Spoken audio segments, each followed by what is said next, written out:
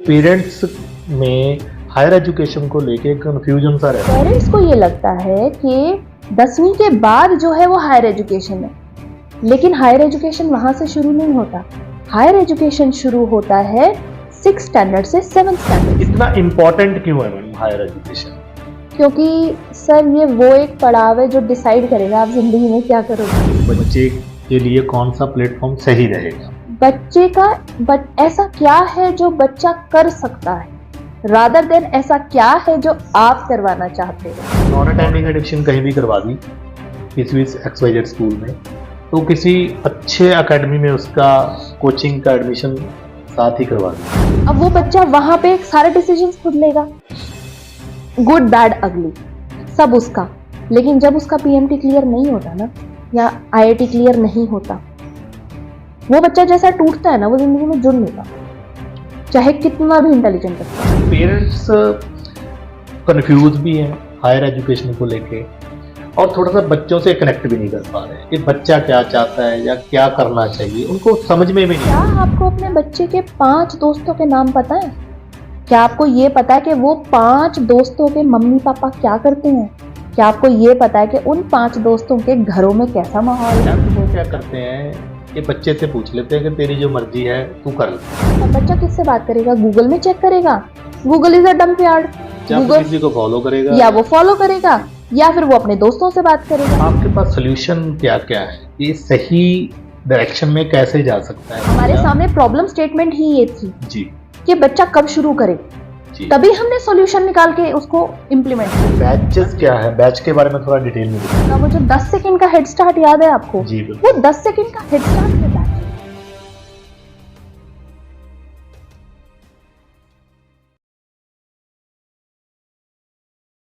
ਸਤਿ ਸ਼੍ਰੀ ਅਕਾਲ ਜੀ ਸਾਰਿਆਂ ਨੂੰ।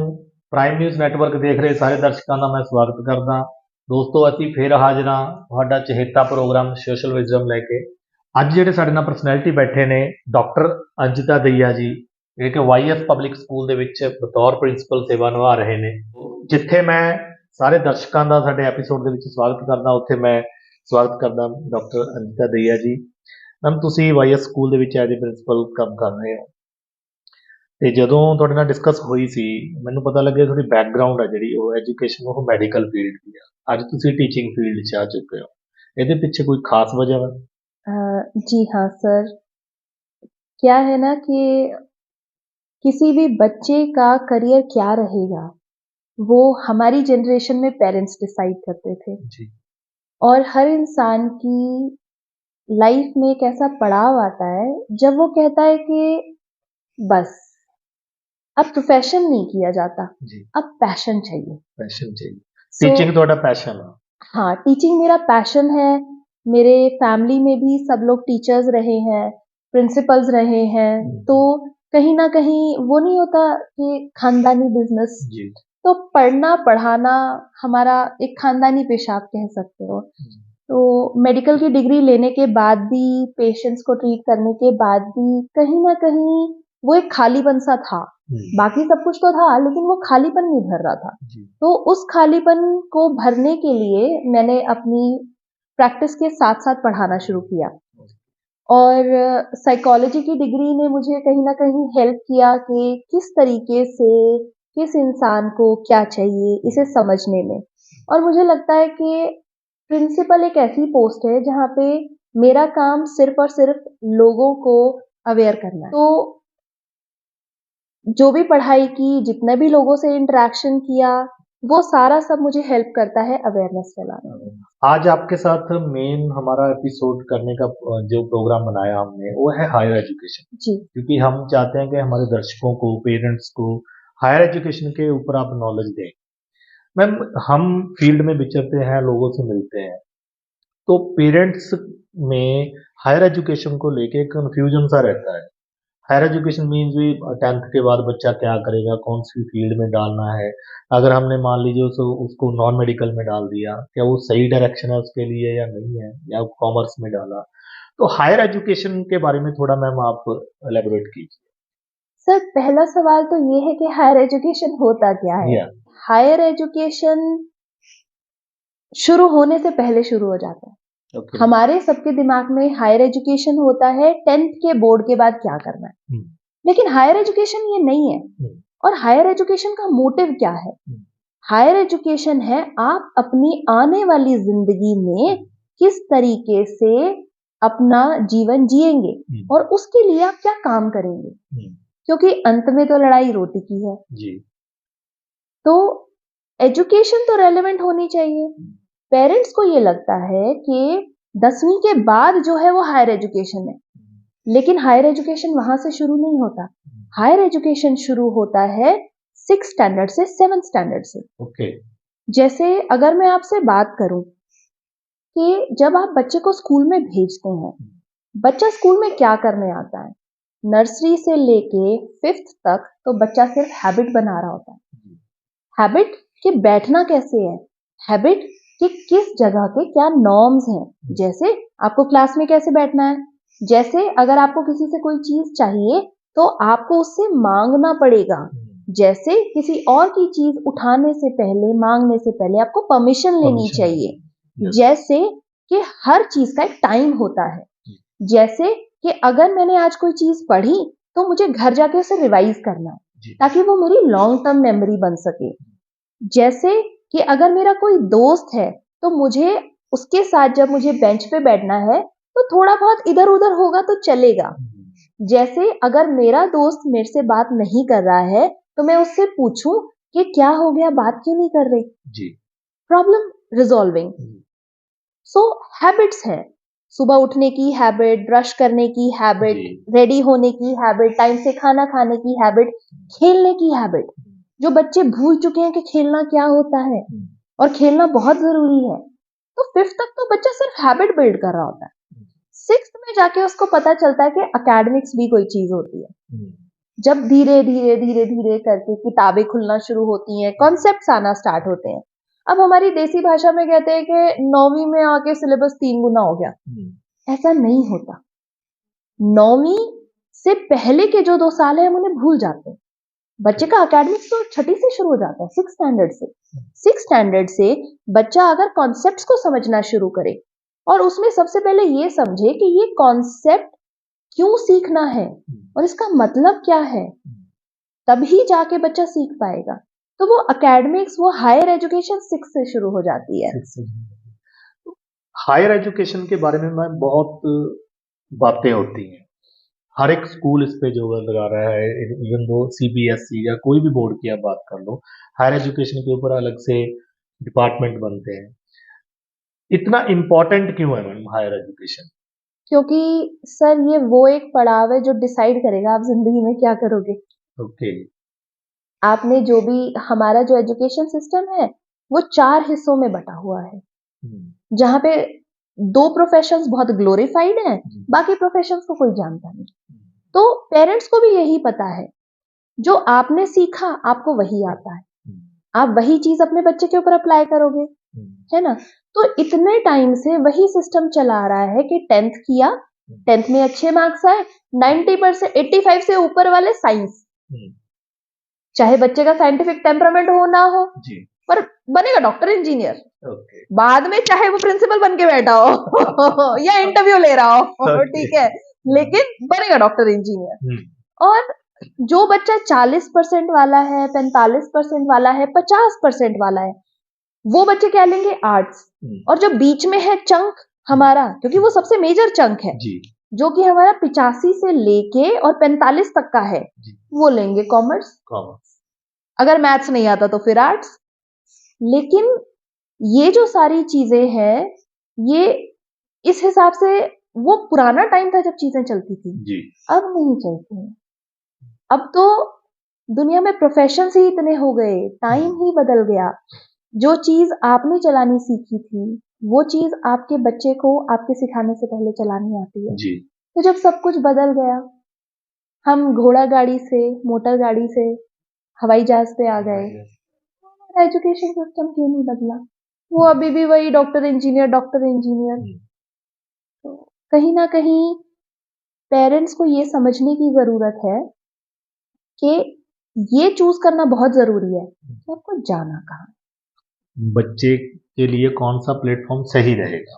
बच्चे का ऐसा क्या है जो बच्चा कर सकता है, रादर देन ऐसा क्या है जो आप करवाना चाहते हो। तो ज़्यादातर देखा है पेरेंट्स से ये डिसीजन तब लेते हैं जब बच्चा 10th के एग्ज़ाम दे रहा होता है कि अब +1 में कौन सी एडमिशन किस स्ट्रीम में लगवाना है। ज़्यादातर यही देखने को मिलता जी है।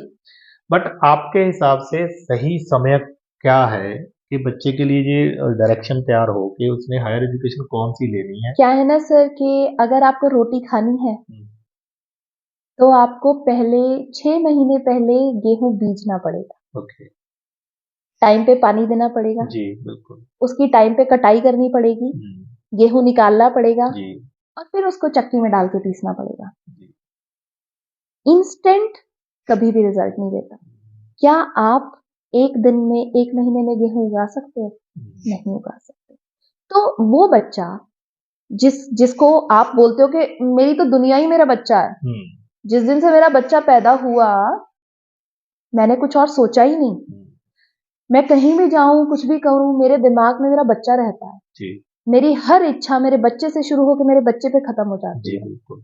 मैं अगर जो भी करना चाहूं, मैं अपनी इच्छाएं मार लूंगा या मार लूंगी, पर मैं अपने बच्चे को बेस्ट दूंगी। जी, मेरे को जो नहीं मिला वो मैं अपने बच्चे को दूंगी। जी। फिर उसकी लाइफ का इतना इम्पोर्टेंट डिसीजन हायर हम एजुकेशन के लिए। हायर एजुकेशन जो उसको सारी जिंदगी जीनी है, जीनी। जो प्रोफेशन उसे सारी जिंदगी जीना है, वो हम लास्ट मिनट क्यों ले रहे हैं? हुँ, और वो भी इससे पूछ उससे पूछ। हुँ।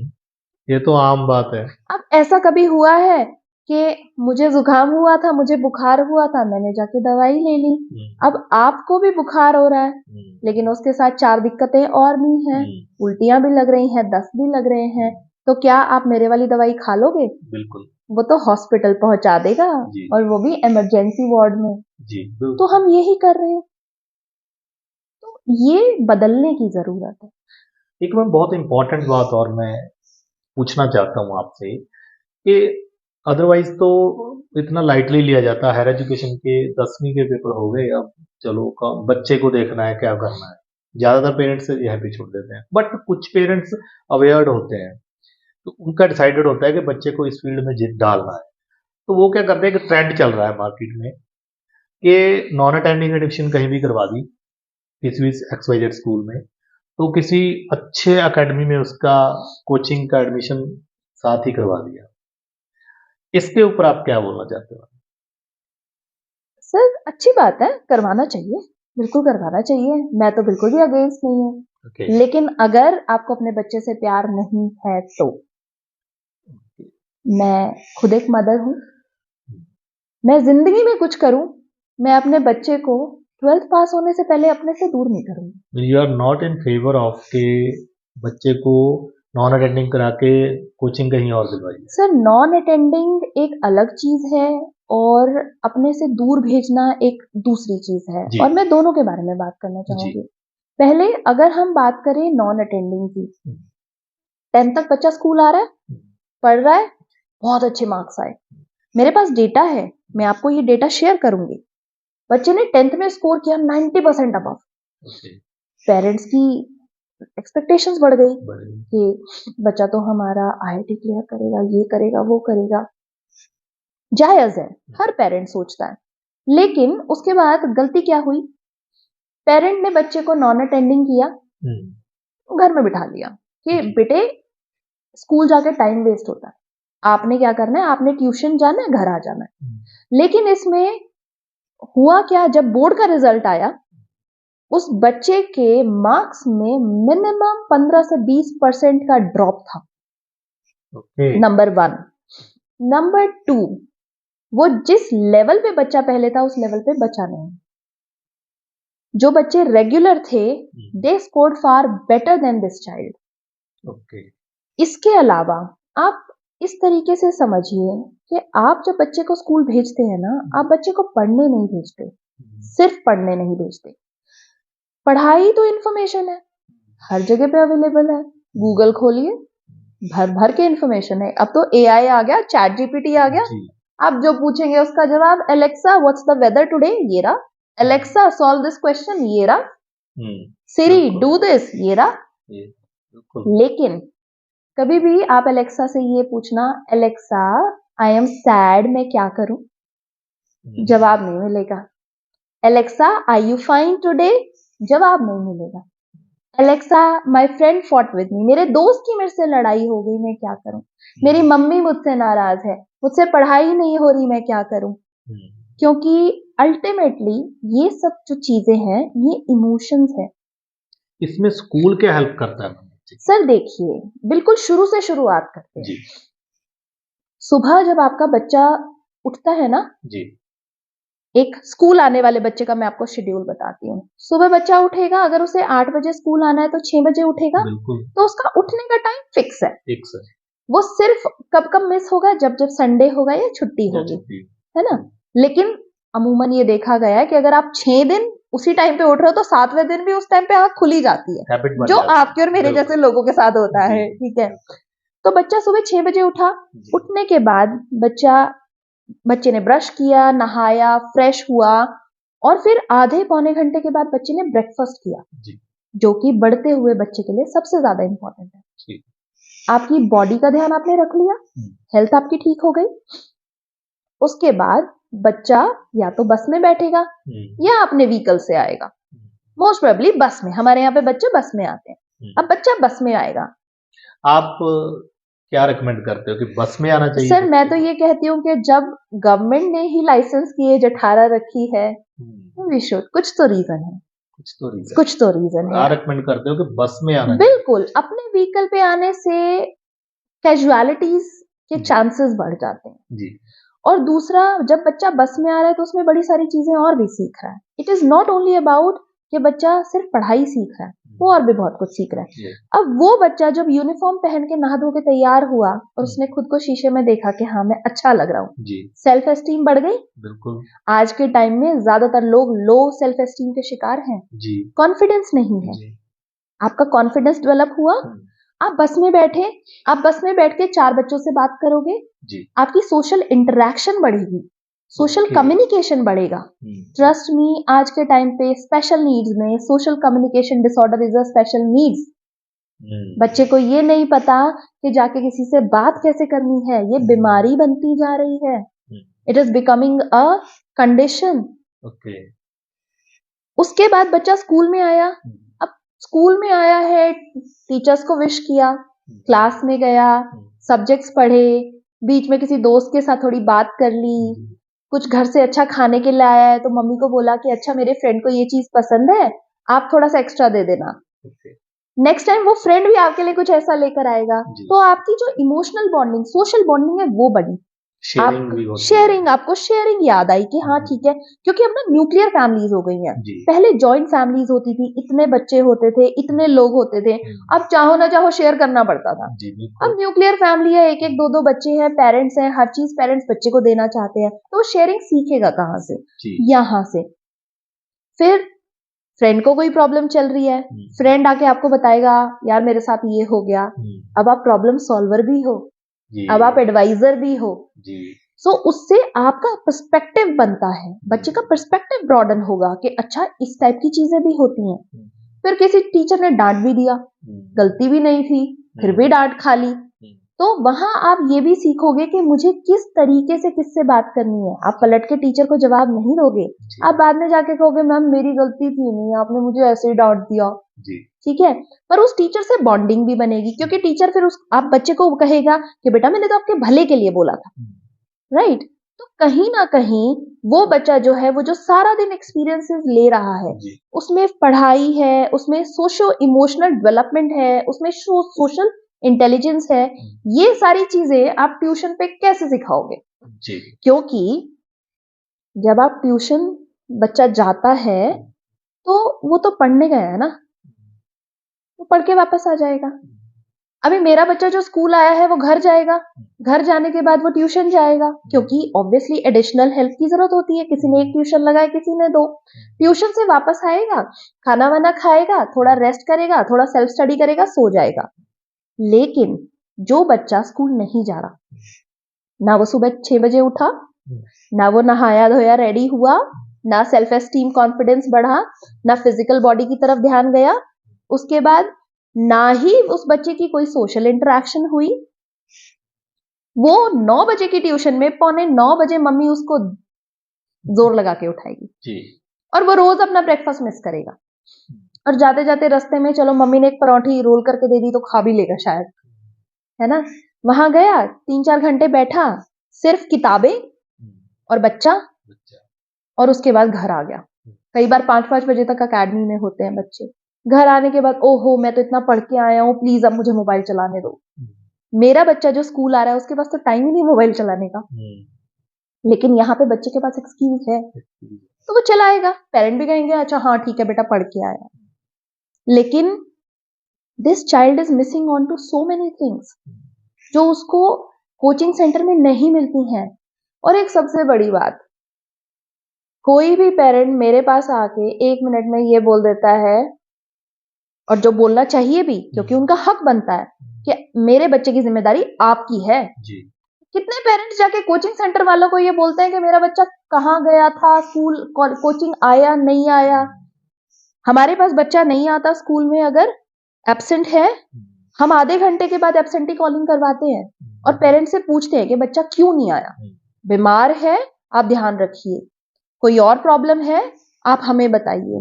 कोचिंग सेंटर वालों को तो कोई भी कोचिंग वाला ये नहीं पूछता कि बच्चा कहाँ गया, क्यों गया, क्या कर रहा है। कोचिंग सेंटर तो रिकॉग्नाइज्ड भी नहीं है सर। कोचिंग सेंटर तो मैं फिर एक ही बात कहूंगी कि अगर 250 की भीड़ में बैठ के ही पढ़ना है तो मेरी 30 की क्लास क्या बुरी है जी। कई बार तो 15 की होती है क्योंकि हमारे पास बैच सिस्टम है, वी डोंट हैव क्लासेस। उसके बाद ये तो था कि जो बच्चा यहीं पे अकेडमी में जा रहा है। अब आपने बड़ा सुना होगा कोटा, बच्चे कोटा भेजे थे, बच्चे कोटा गए हैं, 25 सुसाइड्स हो गए। सुनी सुनाई बात है। बिल्कुल मैं कोटा गई थी। आप कोटा में? मैं कोटा गई थी, मैं पढ़ाई करने की। हाँ, मैं 10th में जब मेरे अच्छे खासे मार्क्स आ गए तो मेरे पेरेंट्स ने पहले डिसाइड कर लिया अरे 90 प्लस डॉक्टर बनाएंगे, भेज दिया कोटा। 1.5 लाख बच्चों में पेपर दिया, 17th रैंक आई एंट्रेंस में। पेरेंट्स का बड़ा मान बढ़ा। मेरे फादर उस टाइम पे अफोर्ड नहीं कर सकते थे कि मुझे कोटा भेजे, क्योंकि अपने से दूर भेजना एक एक्स्ट्रा खर्चा है जी। बिल्कुल। वही बच्चा जो आपके घर में एक ही छत के नीचे रह के पढ़ रहा है, वहां पे उस बच्चे के ऊपर आपकी इन्वेस्टमेंट कम से कम भी 20 गुना ज्यादा हो जाती है। उस टाइम पे शायद 2.5-3 लाख रुपए उन्होंने दिए। क्या है ना सर, पढ़ाई वढ़ाई तो ठीक है, बहुत बड़ी क्लास थी। पहला दिन बताती हूँ मैं आपको। पहले तो हॉस्टल नहीं था तो पीजी में रहना पड़ा। पीजी में रहना ना बड़ा मुश्किल काम है क्योंकि नीचे एक फैमिली रह रही है, वो फैमिली जो फुली फंक्शनल है और आप भी फैमिली में से आए हो। अब यहाँ पे आप 14-15 साल के बच्चे हो, घर में आपको सबका मम्मी ने करके दिया है, पापा ने करके दिया है। यहाँ आपको कपड़े भी अपने खुद धोने हैं, अपने खाने का भी खुद ध्यान करना है। अगर आप नीचे टाइम पे खाना लेने नहीं गए पीजी में तो खाना भी नहीं मिलेगा, आपको कोई दोबारा गर्म भी नहीं करके देगा। आज आपका राजमा चावल खाने का मन है तो कोई आपको बना के भी नहीं देगा, तो जैसा है वो खाना पड़ेगा। दूसरा, आप शहंशाह की तरह स्कूल चले जाते हो, घर आते हो सब सेट मिलता है। वहां पे तो सब कुछ खुद करना है, अपने कमरे को खुद मैनेज, सब हर चीज खुद मैनेज करनी है जी। अपने पैसों से लेके आना जाना, सेफ्टी सिक्योरिटी, हर चीज। क्योंकि पीजी तो सिर्फ बेड एंड बटर प्रोवाइड कर रहा है, बेडिंग और खाना उनका कोई, देयर इज नो रिस्पॉन्सिबिलिटी। एक बच्चा जो बचपन से माँ बाप के बीच में रहा है, वो बच्चा एकदम से दूर जाके अकेला, जबकि वो मैच्योर भी नहीं है इतना। मैच्योर, वो तो सबसे क्रिटिकल एज है जब बच्चा माँ बाप से दूर नहीं होना चाहिए, क्योंकि उसको शरीर, ज्यादातर ये कहते हैं ना कि वो बच्चा इंडिपेंडेंट होना सीख जाएगा, दूर रह के ये हो जाएगा, ऐसा भी चलता है। क्या है ना सर कि अगर किसी की टांग टूट जाए ना तो उसको एकदम से दौड़ाया नहीं करते। आपका जब बच्चा पैदा होता है, पैदा होते के साथ ही थोड़ी आप कहते हो रेस लगा के दिखा। बिल्कुल, 2-3 साल लगते हैं। आप उसको 2-3 साल देते हो कि वो बोलना सीख जाए, चलना सीख जाए, बैलेंस करना सीख जाए। तो हम अपने बच्चों के साथ ये क्यों नहीं करते? बोले ये सही एज नहीं है 2 के। बिल्कुल भी नहीं सर, इसीलिए तो ग्रेजुएशन के कॉलेजेस में बाहर भेजा जाता है। ग्रेजुएशन से पहले तो बच्चा बहुत नाजुक स्टेज में होता है। जी अब मैं पहली बात तो पीजी में रहना पड़ा, जी फिर गए तो वो इतनी बड़ी क्लास, हम्म, सामने बड़ा सा स्टेज हम्म, और उसमें माइक्स लगे हुए कैचर्स वाले। ओके एक माइक टीचर ने पहना हुआ और मेरी क्लास में 300 बच्चे। हम्म, 300 बच्चों का मतलब ये है कि पहले वाले जो 2 रोज है ना, उसमें जो पढ़ रहा है, हम्म, पीछे तो चाहे फुटबॉल मैच खेल लो। ये तो 2003 की बात है जब महेश्वरीज खुद पढ़ाते थे। ओके अब आप ये देखिए आज क्या हाल होगा। And there was cut throat competition. जी हमारे हर 14 डेज के बाद मेजर टेस्ट होते थे और हम इतने स्ट्रेस आउट हो जाते थे, ना कहने लायक और ना रोने लायक।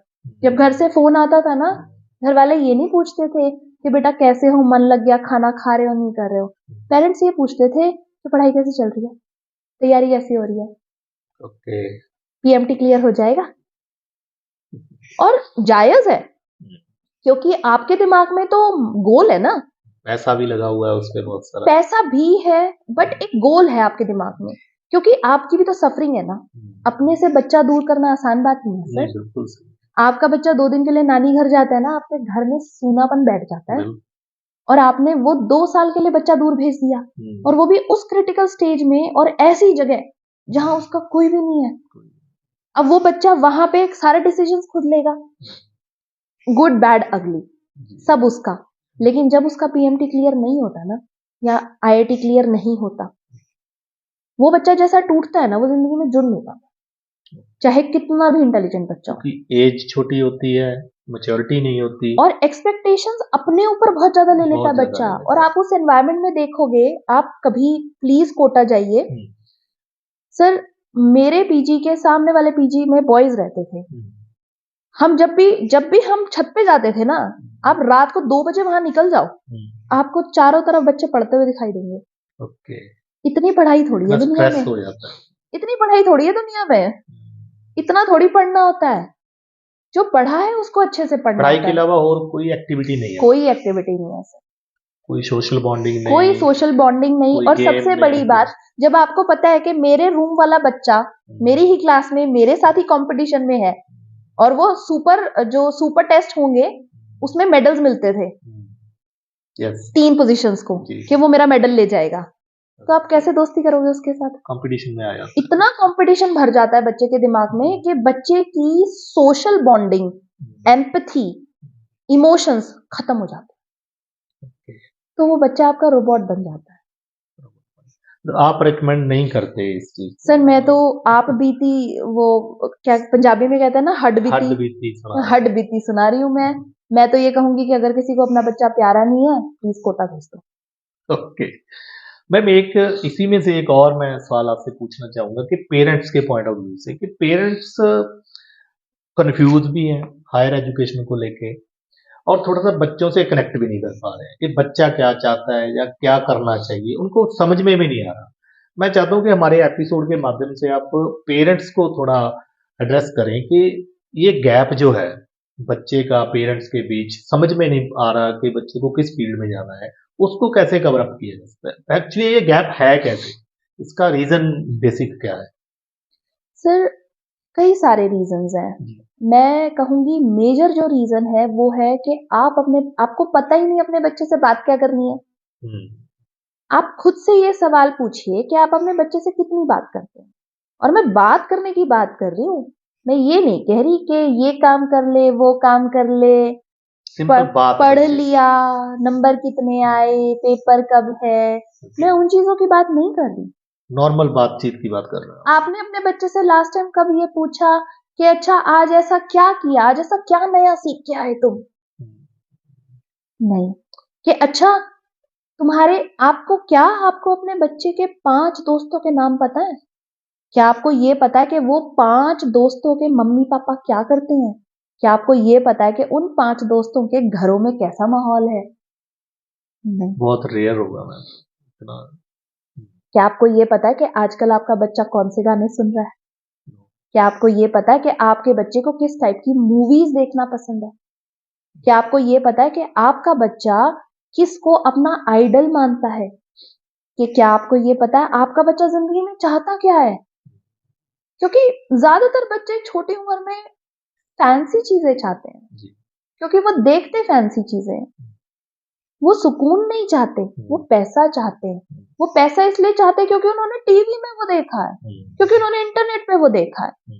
तो क्या आपने अपने बच्चे को कभी बैठ के उससे ये बात करी कि बेटा पैसा कमाने के दो ही तरीके होते हैं, जी। एक सही और एक गलत? गलत आपको सबको ही पता है कि कैसा होता है। सही और सबसे शॉर्टकट होता है एजुकेशन, और वो भी रेलेवेंट एजुकेशन। रेलेवेंट है। तो कहीं ना कहीं जब दादा दादी होते थे, जब बड़े परिवार होते थे, किसी ना किसी से बातें हो जाती थी। जी। चाहे दादी रात को सोने से पहले कहानी सुना देती थी, जी। चाहे भैया दीदी के साथ कुछ बात हो जाती थी, कभी कोई फेवरेट चाची होती थी, कोई फेवरेट चाचा होते थे जी। कि ठीक है मम्मी से नहीं बात हो सकती, बुआ से बात कर ली, फूफड़ जी से बात कर ली, उनके बच्चे। अब तो मम्मी पापा और बच्चे, और उसमें भी आप बच्चे से वो चीजें पूछ रहे हैं जो कि आप सिर्फ आप जानना चाहते हैं। बच्चे के मन में क्या चल रहा है वो नहीं। कभी कभी किसी पेरेंट ने अपने बच्चे से ये पूछा है कि बेटा अगर अगर तुम्हें ये लगता है कि तुम बड़े हो रहे हो, तुम्हारे मुंह पे जो ये दाने आ रहे हैं ये नॉर्मल है, सबको आते हैं, मेरे को भी आए थे, इनसे तुम कम खूबसूरत नहीं हो जाओगे? जी। क्या कभी किसी पेरेंट्स ने ये बोला है कि बेटा ये जो आप हेयर स्टाइल बना रहे हो ना, ये हेयर स्टाइल, ये कपड़े, इनसे ज्यादा आपकी पर्सनालिटी बोलनी चाहिए। लेकिन क्या आपको ये पता है कि आपके बच्चे को किस टाइप के कपड़े पसंद है? आपको ये पता है कि आपने अपने बच्चे को या तो आपने इतनी फ्रीडम दे दी कि जाओ खरीद दो, या फिर आपने उनको कपड़े ला के दे दिए।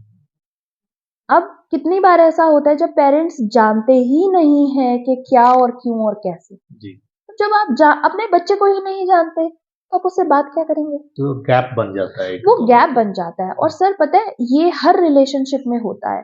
अगर आप टाइम स्पेंड नहीं करेंगे तो गैप बन जाता है। जी। फिर अगर बच्चा चाहता भी है ना, वो तब भी नहीं बता पाता। जैसे छोटे बच्चे होते हैं ना, जी। उनको नहीं पता घर आके क्या बताना है। कुछ होते हैं जो घर आके सब कुछ बताते हैं, कुछ होते हैं जो कुछ नहीं बताते। स्कूल कैसा था? अच्छा था। क्या किया सारा दिन? पढ़ाई। कल खाने में क्या दूं? खाना। है ये बच्चे। और ये सेम जवाब आपको 6 से ऊपर वाले बच्चों के भी मिलेंगे। ये बच्चे, क्योंकि शरीर में कंफ्यूजन चल रही है, दिमाग में कंफ्यूजन चल रही है, दुनिया को देख देख के, खुद को कंपेयर कर करके बहुत सारे कॉम्प्लेक्सेस आ गए हैं। उन कॉम्प्लेक्सेस को दूर करने वाला, कॉन्फिडेंस देने वाला, वैलिडेशन देने वाला कौन है उनके पास? वो दोस्त जिसको खुद को नहीं पता, जो खुद उस कश्ती में सवार है। क्योंकि पेरेंट्स तो बात ही नहीं कर रहे ना। जी। कौन बच्चा जाके पेरेंट्स को ये कहता है कि देखो मुझे लग रहा है मैं मोटी हो रही हूँ, मुझे अच्छा नहीं लग रहा?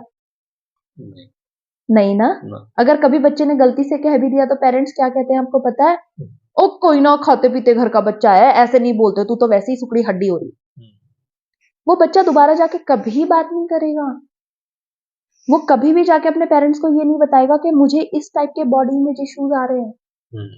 तो अगर आपने बच्चे से यही बात नहीं करी कि कौन कहाँ क्या कर रहा है, किसका क्या प्रोफेशन है, प्रोफेशन में क्या अच्छा है, क्या अच्छा नहीं है, क्या स्ट्रगल्स हैं, तो कल को वो बच्चा कैसे चूज करेगा कि उसे क्या करना है? जी। अब फॉर एग्जाम्पल ये अमूमन हर घर में होता है। जब भी आप कुछ ऐसा इंपॉर्टेंट इशू डिस्कस करने लगते हो ना, आप बच्चों को कहते हो जाओ जाओ तुम्हारा यहाँ कोई काम नहीं है। जी। है ना? बच्चे का कॉन्फिडेंस टूट जाता है। हमने लोग ना ये कहते हैं कि टीन एज सबसे कंफ्यूज एज है। जी। मैं कहती हूँ टीन एज कंफ्यूज एज नहीं है, पेरेंट कंफ्यूज है कि बच्चे को छोटा बोलना है कि बड़ा, क्योंकि वो अपनी कन्वीनियंस के हिसाब से पलट जाता है। जब उसको लगता है कि उसने अपने से छोटे बच्चे को कुछ कह दिया, तब तो वो उसे बड़ा बना देते हैं।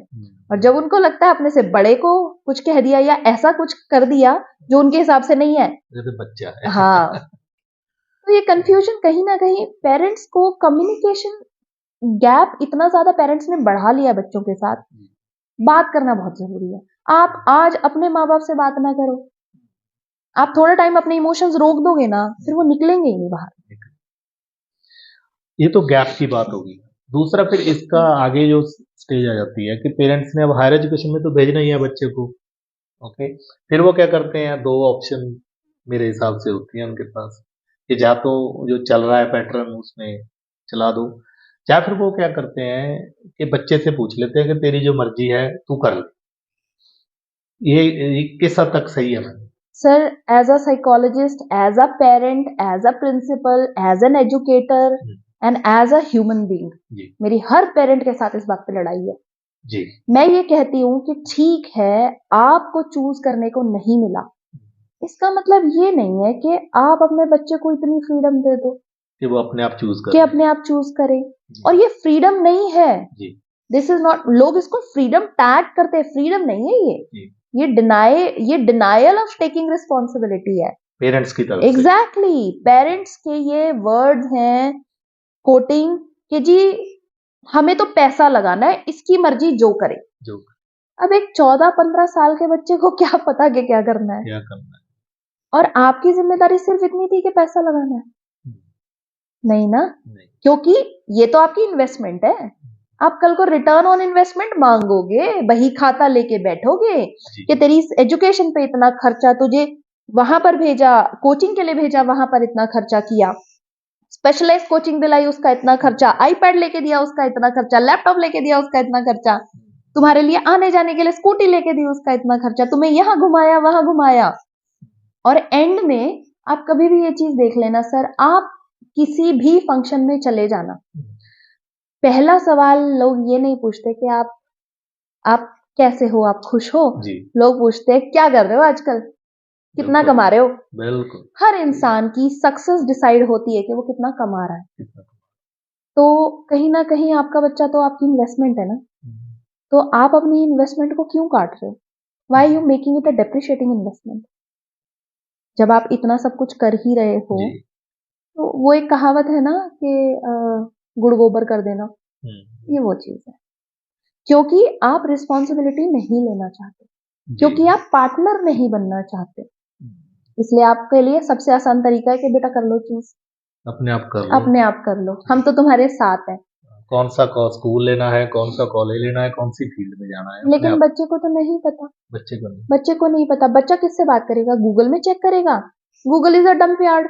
या फिर गूगल, किसी को फॉलो करेगा। या वो फॉलो करेगा, या फिर वो अपने दोस्तों से बात करेगा। जी क्योंकि in the harsh reality of this world, what defines you is what you do, what you achieve, और उसके लिए आपको पहले से तैयारी करनी जरूरी है। 10th तो बहुत लेट है, 10th लेट है, लेट, बहुत लेट है। तो सही टाइम क्या है मैम? 6th 7th 8th, इसमें डिसाइड होना चाहिए कि बच्चे की हायर एजुकेशन क्या हो। एग्जैक्टली 6th से शुरू हो जाता है। आप ओके 6th में बच्चे के स्किल्स डेवलप करते हो, 6th 7th 8th में स्किल्स डेवलप होते हैं। ओके जैसे हमारे पास फ्लायर्स क्लब है, तो फ्लायर्स क्लब क्या है कि आप अलग अलग कंट्रीज के ऊपर रिसर्च करते हो, फिर आप उनकी प्रेजेंटेशंस बना रहे हो, फिर आप उनके ब्रांड एम्बेसडर बन के लोगों को उनके बारे में बता रहे हो। आप सोचो, एक कंट्री के ओरिजिन से लेके history, war, economics, socio economic strata, geography, आपने सब कर दिया। जी वो बच्चा जिसने इतनी रिसर्च करी, उसको इतने सारे चीजों में से कंसाइज चीज निकालना आ गया। यही बच्चा जब बोर्ड का पेपर देने बैठेगा ना, तो वो इतनी इंफॉर्मेशन से पजल नहीं होगा। जी फिर हमारा MUN, मॉडल यूनाइटेड नेशन, आज की डेट में लोग जिस चीज से सबसे ज्यादा परेशान हैं या स्ट्रगल करते हैं, वो ये कि जो मैं सोच रहा हूं वो मैं कैसे बोलूं। मैम अब तक तो जो हमने बात की वो तो की प्रॉब्लम्स के ऊपर कि हायर एजुकेशन को जब सिलेक्ट करना है पेरेंट्स ने बच्चे के लिए खास करके, तो वो ये मिस्टेक करते हैं। आप एज ए प्रिंसिपल हो इस स्कूल में और एजुकेशनिस्ट भी हो, लंबा चौड़ा आपका एक्सपीरियंस है, आपके पास सोल्यूशन क्या क्या है कि सही डायरेक्शन में कैसे जा सकता है बच्चा, क्या पैटर्न है उसका, वो बताइए। मैं आपसे एक सवाल पूछती हूँ, जी आपको 200 मीटर की रेस भागनी है, तो मैंने आपको बुलाया, जी आपने मुझे कहा कि मुझे ये रेस जीतनी है। जी मैंने कहा ठीक है, तुम मेरे पास आओ, मैं तुम्हें 10 सेकंड का हेड स्टार्ट देती हूँ, ये बाकी सब खड़े रहेंगे, 10 सेकंड पहले आप भागना शुरू कर देना। ओके। तो अंदाजन कितने चांसेस बढ़ जाते हैं आपकी जीत के? काफी हद तक चांसेस काफी हद तक बढ़ जाते हैं। अब इसके साथ मैं आपको कहूं कि अच्छा एक काम करो, मेरे पास रोज आना शुरू कर दो 2 घंटे के लिए। मैं रोज 2 घंटे आपको ट्रेनिंग दूंगी और मैं 6 महीने तक आपको खूब ट्रेनिंग देती हूँ। तो आपके जीत के कितनी गारंटी बढ़ जाएगी? बहुत ज्यादा। बहुत ज्यादा। एग्जैक्टली यही जवाब है सर। अवेयरनेस जो है सिर्फ अवेयरनेस में से नहीं होता है, प्लानिंग से भी होता है। अब अगर मैं बात करूं हमारी, जैसा मैंने कहा कि आपको अब आपके जीत के चांसेस बढ़ गए, लेकिन आपके जीत के चांसेस इसलिए बढ़े क्योंकि आपने सही टाइम पे सही डिसीजन लिया।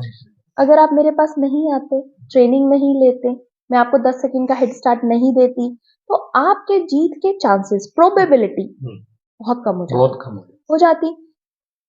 तो जब सारी कहानी प्रोफेशन की है, जी। माँ बाप के सपनों की है, अपने सपनों की है, इस दुनिया में आपको सारी जिंदगी उस प्रोफेशन के नाम से जाना जाएगा। जी। आज मेरे नाम के आगे डॉक्टर लगता है, आपके नाम के आगे इंजीनियर लगता है। जी। यही कमाया है हमने, बिल्कुल। यही हमें डिफाइन करता है। और आज की डेट में अगर आप देखें तो किसी भी इंसान का प्रोफेशन 3/4 ऑफ हिज लाइफ को डिफाइन करता है। तो जब ये इतना इंपॉर्टेंट है तो सही टाइम पे सही डिसीजन क्यों नहीं? अगर आज आप सही टाइम पे सही डिसीजन लेंगे तो आपके जीत के चांसेस बढ़ जाएंगे।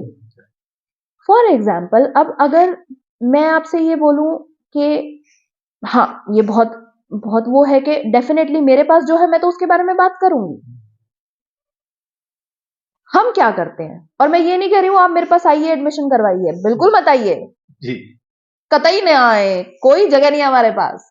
लेकिन हम क्या करते हैं मैं वो जरूर आपको बताना चाहूंगी। वही सोल्यूशन हम जानना चाहते हैं कि क्या सोल्यूशन है। अगेन सोल्यूशन, मैं तो इसे, हमारे सामने प्रॉब्लम स्टेटमेंट ही ये थी जी। कि बच्चा कब शुरू करे, जी। तभी हमने सॉल्यूशन निकाल के उसको इम्प्लीमेंट कर दिया। ओके। अब एज अ पेरेंट, किसी भी पेरेंट के लिए सबसे ज्यादा कंफ्यूजिंग होता है मेरा बच्चा क्या करेगा, कौन सी, सबसे पहले तो कौन सी स्ट्रीम चूज करेगा। और वो पेरेंट हमेशा डिसाइड करता है 10th के बोर्ड का रिजल्ट आने के बाद। बिल्कुल, ज्यादातर यही होता है। उससे पहले तो कोई सोचता भी नहीं है। लेकिन ये तो बहुत लेट है।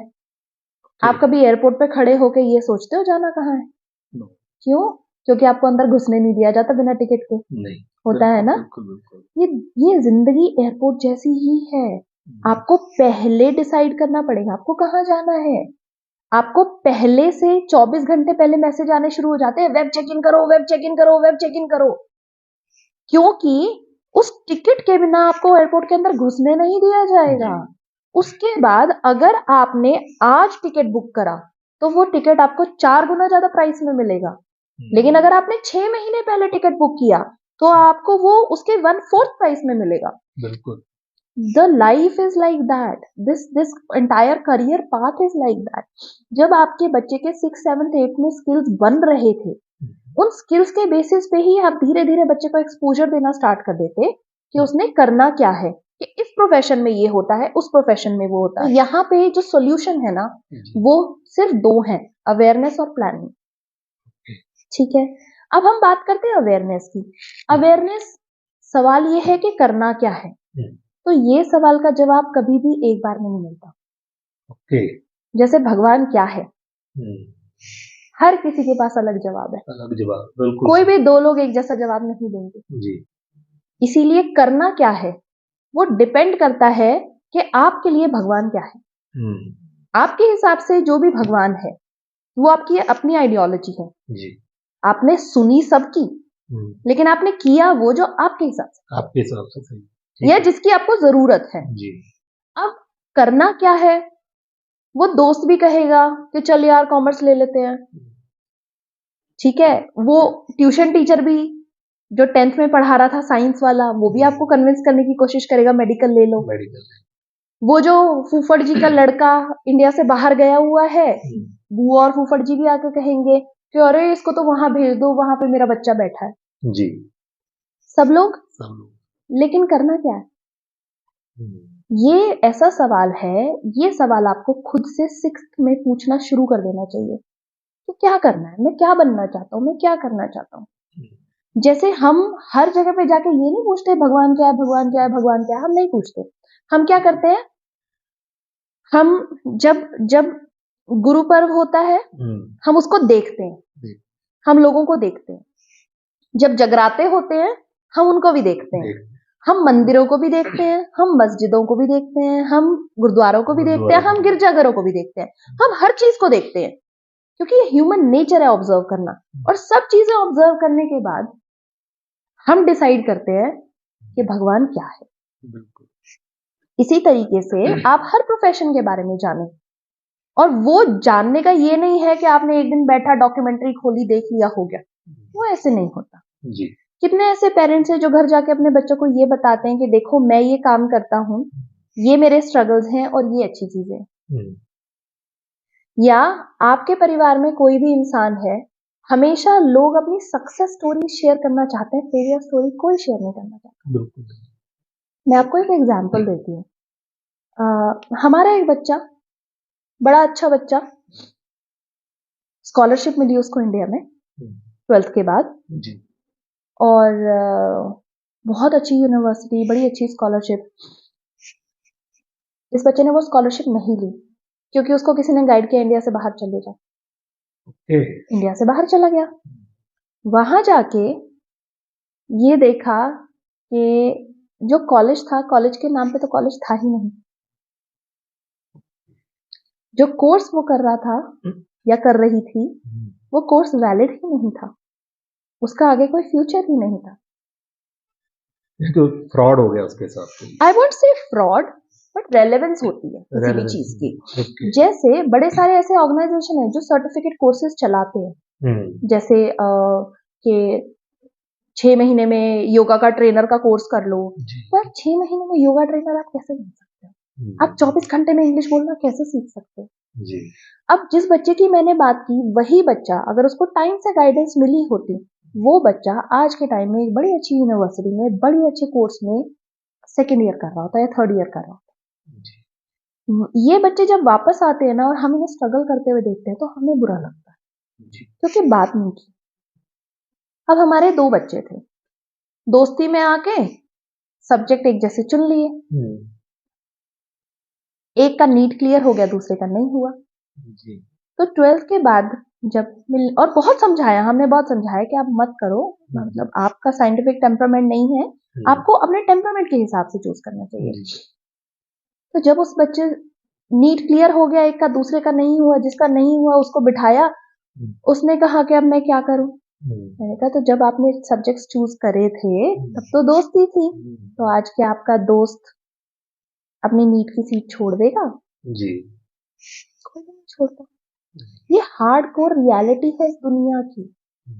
लेकिन ऐसे में जो पेरेंट्स हैं, अब वो पेरेंट्स थे जिन्होंने कहा हमारा बच्चा जो करना चाहता है हम तो साथ हैं। अब वही पेरेंट्स आज बैठ के बच्चे को कोस रहे हैं, क्योंकि क्योंकि इन्वेस्टमेंट पे जैसा रिटर्न चाहिए था नहीं मिला ना। नहीं मिला। जी। तो ये अवेयरनेस जो है ना, exposure to different kind of professions, कि कहाँ पे किस प्रोफेशन में क्या है क्या नहीं है। ग्लोरिफिकेशन हर चीज का है, लेकिन रियलिटी क्या है? आप आज जाके किसी आईएएस ऑफिसर से बात करके देखिए, वो ये कहेंगे कि हम संदूक में अपना घर रखते हैं क्योंकि ये नहीं पता कब ऑर्डर आ जाए और कब शिफ्ट करना पड़ जाए। ठीक है, लेकिन लोग जब आईएएस की बात करते हैं तो क्या कहते हैं? लाल बत्ती वाली गाड़ी, गनमैन, आगे पीछे सल्यूट मारेंगे लोग। लेकिन रियलिटी क्या है और जो कंस्ट्रेंट्स हैं उनके बारे में कोई बात नहीं करता। कोई बात। मैं मेडिकल प्रोफेशन में रही हूं, मैंने पेशेंट्स देखे हैं। ट्रस्ट मी, डॉक्टर होना एक बहुत ही ग्लोरीफाइड चीज है, लेकिन जब कोई पेशेंट नहीं बचता ना, ट्रस्ट मी, बर्दाश्त नहीं होता। 3-3 दिन तक इतना मूड खराब रहता है कि खाना नहीं खाया जाता, आपको कुछ अच्छा नहीं लगता, आपको अपना खुद का बच्चा अच्छा नहीं लगता। और ये जो चीजें हैं, ये चीजें कोई नहीं बताता। 36 घंटे की सीधी शिफ्ट्स होती हैं, बहुत सारी चीजें। तो इसमें हम क्या करते हैं, हम अलग अलग प्रोफेशन के लोगों को अपने यहाँ बुलाते हैं और हम उनको कहते हैं कि क्यों ना आप हमारे पास आए और ताकि वो बच्चों को अवेयर करें, वो अपनी कहानी अपनी जुबानी बच्चों को बताएं। बच्चों को। हाँ, हमने जो सीखा वो हमने अपनी दादी नानी की कहानियों से सीखा। कहानियों में बहुत वजन होता है, they have a lot of impact on your subconscious mind. तो हम बच्चों को लोगों की लाइफ हिस्ट्री, वो जो भी उनके एक्सपीरियंसेस है वो आके शेयर करते हैं, चाहे वो लॉयर्स हैं, जजेस हैं, सीएज हैं, पुलिसमैन हैं, people from every field, entrepreneurs हैं एंड एवरीथिंग। ये बात हुई अवेयरनेस की, ये आपने धीरे धीरे अवेयरनेस करनी स्टार्ट की। ये 6th स्टैंडर्ड से आप स्टार्ट कर 6th देते हैं। स्टैंडर्ड से आपको शुरू कर देना चाहिए। उसके बाद आपने बात की कि प्लानिंग, आपकी प्लानिंग जैसे आपकी अवेयरनेस शुरू होगी, आपकी प्लानिंग शुरू हो जानी चाहिए 9th और 10th से। अब 9th और 10th से प्लानिंग कैसे होनी चाहिए? 9th और 10th से आपको जो सबसे इंपॉर्टेंट चीज है, आपको अपना शेड्यूल बना लेना चाहिए।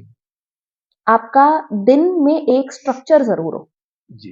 वो स्ट्रक्चर का मतलब ये नहीं है कि आप मस्ती ना करो, खेलो ना, ना ना ना ना। उसका मतलब ये है कि आप अननेसेसरी हाथ में किताब लेके ना बैठे। आपका सोने उठने का टाइम फिक्स हो, आपका खाना खाने का टाइम फिक्स हो, एक घर का काम आप जरूर करें, क्योंकि at the end of the day जो बच्चे कनाडा और ऑस्ट्रेलिया जाके रोते हैं वो इसलिए रोते हैं क्योंकि उन्होंने घर में कभी कुछ किया नहीं होता।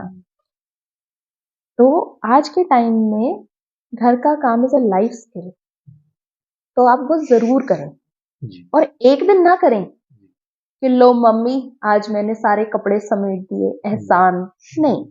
आप उसको हैबिट में लाने के लिए करें, because you are doing it for your own self. तीसरा और सबसे इंपॉर्टेंट, अपने पेरेंट्स के साथ जरूर टाइम स्पेंड करें, अपने पेरेंट्स से बात करें। और यहाँ पे मैं पेरेंट्स को बोलूंगी कि प्लीज अपने बच्चों से बात करें। हमेशा ये जानो कि वो किसके साथ बैठ रहे हैं, कौन सी चीजें उन्हें अच्छी नहीं लगती, उन्हें क्या पसंद है, उनके दोस्तों को क्या पसंद है। मुझे याद है एक बार मेरी एक फ्रेंड घर आ गई थी, मेरी दादी ने ना उसकी पता नहीं कितनी कितनी जन्म कुंडलियां निकाल डाली थी 2 मिनट में। और फिर बाद में जब मैं अपने पेरेंट्स से बात कर रही थी तो मेरी दादी सारे जवाब दे रही थी। एंड आई वाज लाइक, आपने तो सिर्फ नमस्ते दादी जी कैसे हो और 2 मिनट ही लगे होंगे शायद जब तक मैं अपने रूम से आई। तो मुझे लगता है कि वो चीज कहीं ना कहीं मिसिंग है, वो बहुत जरूरी है। बच्चे के फ्रेंड्स के बारे में, उसकी सोसाइटी के बारे में पेरेंट्स को पता होना, बिल्कुल पता होना चाहिए। और एक और चीज है फिजिकल एक्टिविटी। जी, हम क्या करते हैं, बेटा बैठ जा पढ़ ले, जब तक शरीर नहीं चलेगा दिमाग नहीं चलेगा। शरीर इररिप्लेसेबल है। जी, अगर आप अपनी बॉडी का ध्यान नहीं रखेंगे तो आपका ब्रेन हेल्दी नहीं होगा। चाहे आप वॉक कर रहे हैं, चाहे आप खेल रहे हैं, बट आपका वो एक स्पेसिफिक टाइम हुआ जो आप खुद को डेडिकेट कर रहे हैं, वो बहुत जरूरी है। ये 4 चीजें जिस बच्चे ने किया, अपना शेड्यूल बना के आधी जंग जीती, क्योंकि आपने हैबिट्स बना ली। दूसरी जो बड़ी इंपॉर्टेंट चीज है वो ये है कि आप जो भी पढ़ाई करते हैं उसको 3 हिस्सों में बांटने की जरूरत है। पहला कॉलम कि मुझे ये कॉन्सेप्ट भी आता है और मुझे एप्लीकेशन भी आता है। दूसरा कि मुझे कॉन्सेप्ट तो आता है, एप्लीकेशन नहीं आता। और तीसरा मुझे कुछ नहीं आता।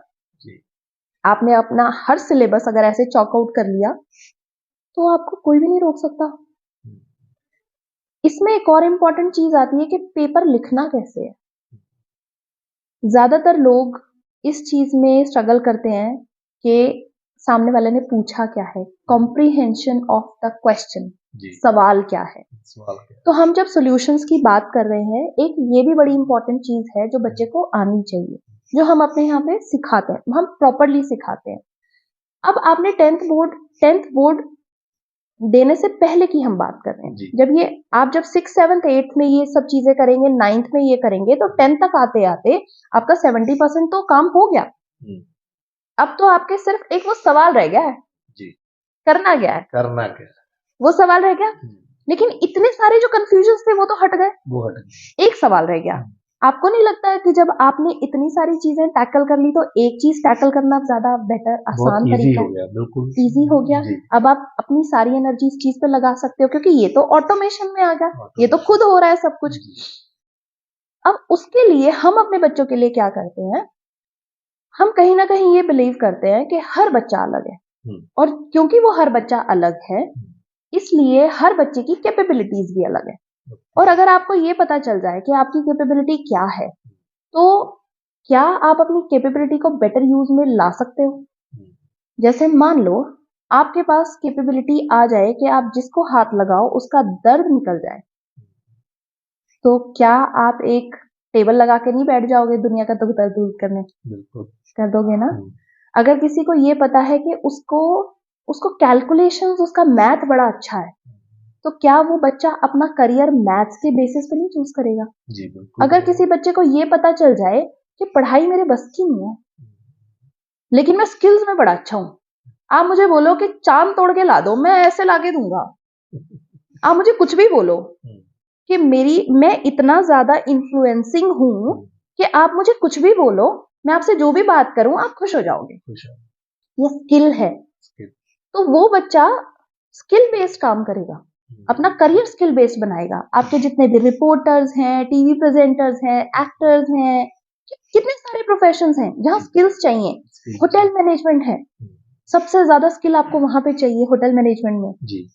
आपको जान के शायद हैरानी होगी, Oberoi group conducts one interview after grade 12।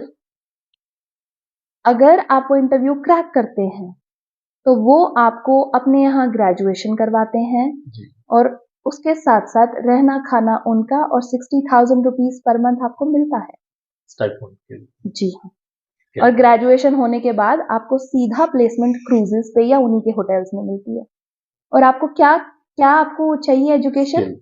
12वीं पास। सीधी भाषा में 12वीं पास, लेकिन आप में वो स्किल होना चाहिए। मैं ये कहती हूँ कि जो इंसान अंग्रेजी बोल लेता है वो आज के टाइम में आराम से बैठ के 40 से 60 हजार रुपए कमा सकता है।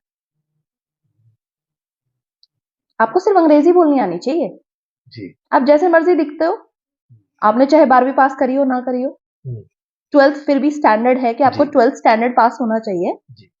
पर आप बहुत जल्दी आपको एम्प्लॉयबिलिटी हो जाएगी। पर बच्चे को पता ही नहीं चलता कि मेरे पास ये स्किल है, क्योंकि स्किल्स के ऊपर ध्यान, कैपेबिलिटीज के ऊपर ध्यान नहीं दिया। अब हम क्या करते हैं, हम एक चीज करते हैं जिसको बोलते हैं साइकोमेट्रिक टेस्टिंग। साइकोमेट्रिक टेस्टिंग, हाँ। अब टेस्ट सोच के ये मत सोचना कि कोई एग्जाम है, पेपर है, स्कैन कर देंगे, ना ना ना ना ना। मैं आपको एग्जाम्पल देती हूँ, ठीक है। जैसे आप यहां से निकले, मान लो आप स्कूल में हो, बच्चे हो, आप बाहर निकले, आपको एक नीचे 200 रुपए का नोट पड़ा हुआ मिल गया। आपने नोट उठाया, जेब में डाल दिया, ठीक है। अब आपके पास इसके 4 ऑप्शंस हैं।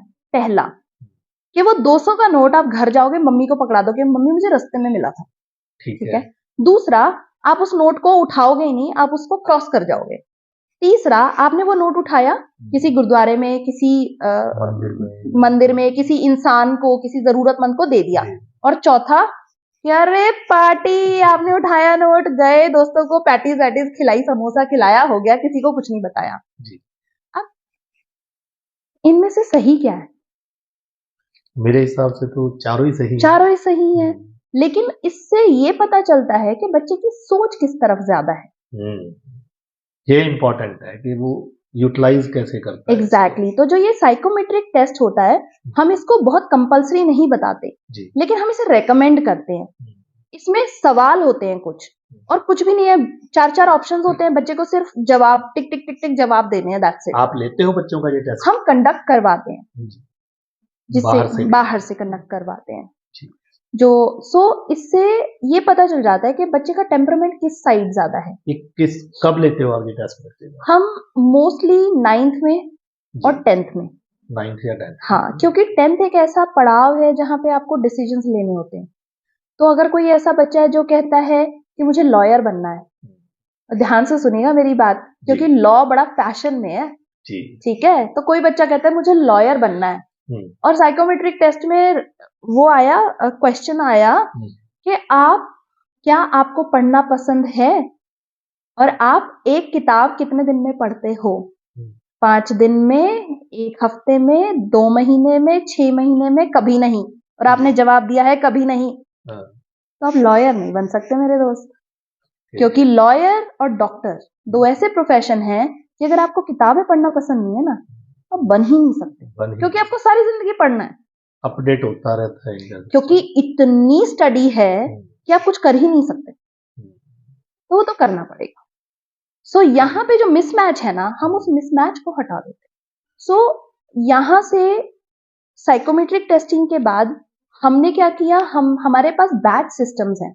साइकोमेट्री टेस्ट के बाद आपने बच्चों को डिफाइन कर लिया कि कौन सा किस फील्ड के लिए बेस्ट हम सजेस्ट करते हैं, सजेस्ट कर दो। पेरेंट्स को बुला के उनकी काउंसलिंग होती है, उनको बताया जाता है कि ये है जो बच्चे के अंदर खूबियां हैं और ये है जहाँ पे बच्चे के अंदर थोड़ा सा बच्चे को इन चीजों पे काम करने की जरूरत है। इस फील्ड में स्ट्रांग है, इसमें वीक है, या फिर उसके बाद फिर अगला step उसके बाद काउंसलिंग होने के बाद हम सजेस्ट करते हैं, क्योंकि साइकोमेट्रिक टेस्ट रिपोर्ट में ही होता है कि बच्चा कौन कौन से प्रोफेशंस चूज कर सकता है। चूज कर सकते हैं। उसके बेसिस पे हम बच्चों को रेकमेंड करते हैं कि आपको कौन से बैच में जाना चाहिए। मैम ये बैचेस क्या है, बैच के बारे में थोड़ा डिटेल में बताइए।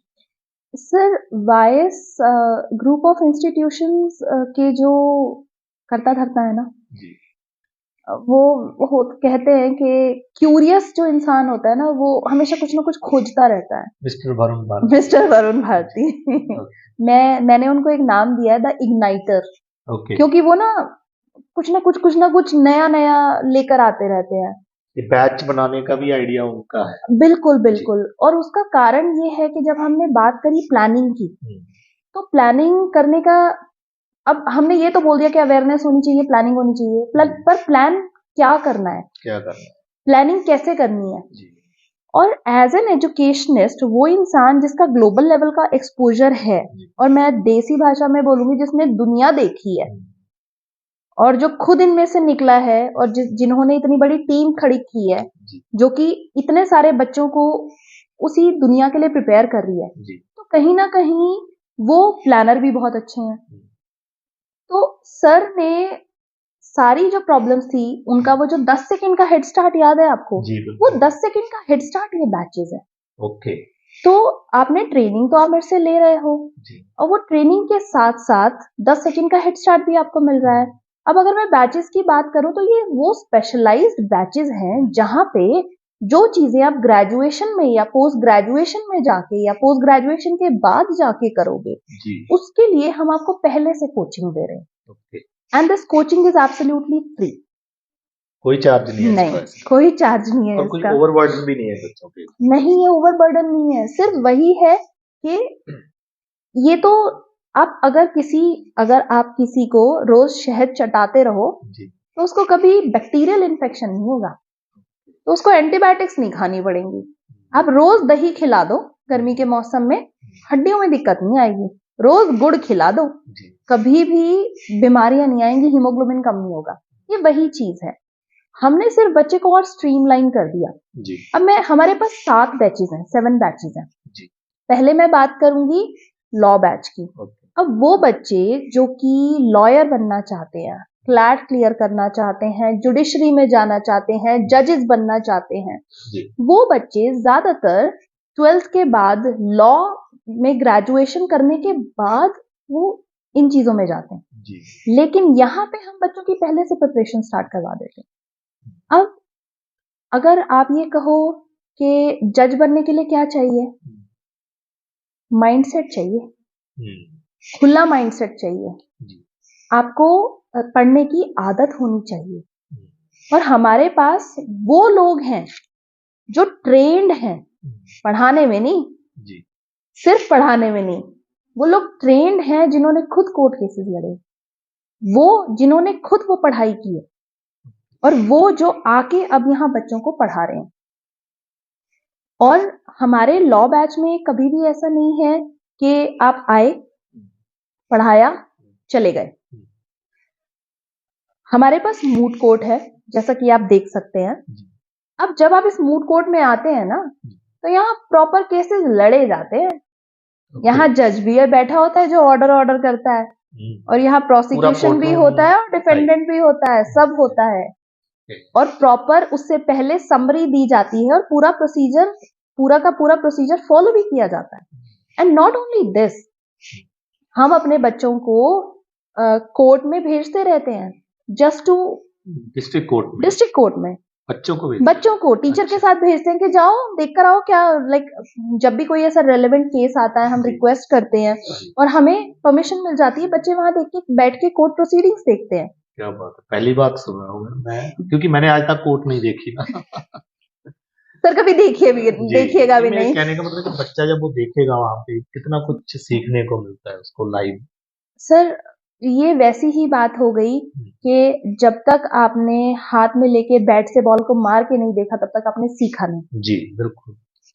क्योंकि ये तो कहीं कहीं सुनी बातें हैं ना कि प्रोटॉन इलेक्ट्रॉन होते हैं, कि एबोनाइट रॉड होती है, जी, लेकिन हमारे बच्चे तो एबोनाइट रॉड देखते भी हैं, यूज भी करते हैं। यूज़ भी करते वाईएस का शायद ही कोई ऐसा बच्चा हो जिसने एबोनाइट रॉड से एक्सपेरिमेंट ना किया हो। जी। तो ये लॉ बैच की बात रही। सो लॉ बैच बेसिकली कहीं ना कहीं children who aspire to be lawyers and get into judicial system. फिर आता है हमारा the most glorified IIT JEE. IIT. अब क्या है ना सर, हम आईआईटी जेई में स्पेशलाइज कोचिंग देते हैं। हमारे पास टीचर्स हैं जो स्पेसिफिकली उनका सारा सिलेबस 2 ट्रैक पे चलाते हैं, एक सब्जेक्टिव एक ऑब्जेक्टिव। ये सारा काम +1 +2 में जब बच्चा पढ़ रहा है तब होता है? हाँ जी, और रेगुलर क्लासेस के टाइम पे होता है। ओके। जी, क्या जी, carry on ma'am. Thank you. जी। सो जब ये जो आईआईटी जेई के बच्चे हैं, मैं जब भी इनसे मिलती हूँ तो मैं उनसे ये पूछती हूँ कि अच्छा आगे क्या करना है। ये मेरा सबसे फेवरेट सवाल है जी। हर स्टूडेंट के लिए, ओके। आगे क्या करना है। तो वो कहते हैं आईआईटी क्लियर करना है। तो मैं कहती हूँ ओके, आईआईटी तो एक टेस्ट है, क्लियर हो गया, आगे क्या। इंजीनियर बनना है। कौन सा? वो नहीं सोचा। क्यों क्यों नहीं सोचा? जब आप किसी रेस्टोरेंट में जाते हो तो आप स्पेसिफिकली कुछ सोच के जाते हो कि मैं ये खाऊंगा, ये मेरा फेवरेट है। बिल्कुल। है ना?